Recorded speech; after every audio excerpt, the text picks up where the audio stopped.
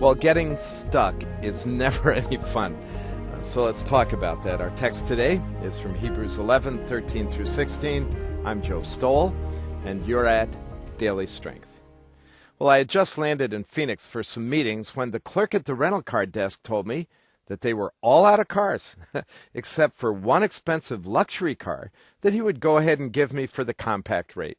Well, admittedly, I was just a little worried that someone seeing me drive up in this cool over-the-top auto would think that I lost my sense of good stewardship, but it was take the car or walk, so I took the car.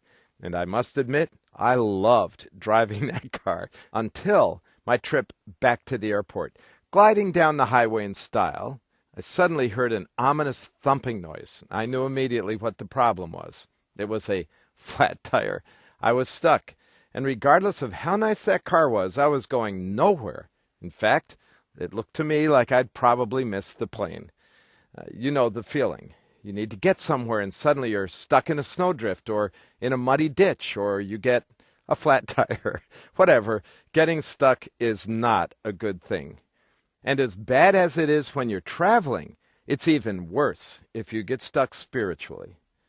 You probably know what it's like.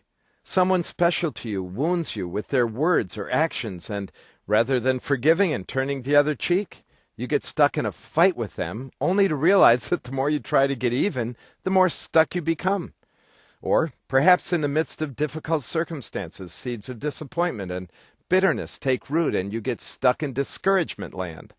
To say nothing of the fact that the spiritual blowout of unconfessed sin can completely immobilize us. All of this makes me love what I read in Hebrews 11. Real people, living in a real world like yours and mine, refuse to get stuck by the disappointing and discouraging circumstances of their lives.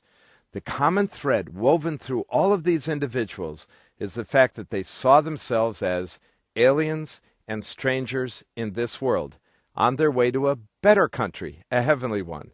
Simply put, they caught sight of the fact that they were on a journey, and that something greater awaited them. Nothing or no one would deter them from keeping their eyes on where they were headed. They refused to get stuck. And in verse 16, we get a glimpse of God's pleasure and delight in the way they persisted in their journey when we read that God was not ashamed to be called their God, for he had prepared a city for them.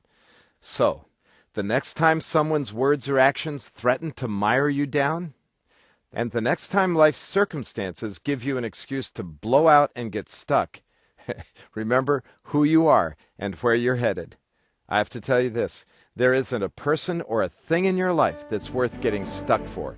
Hey, you're headed home. They can duke it out by themselves if they choose.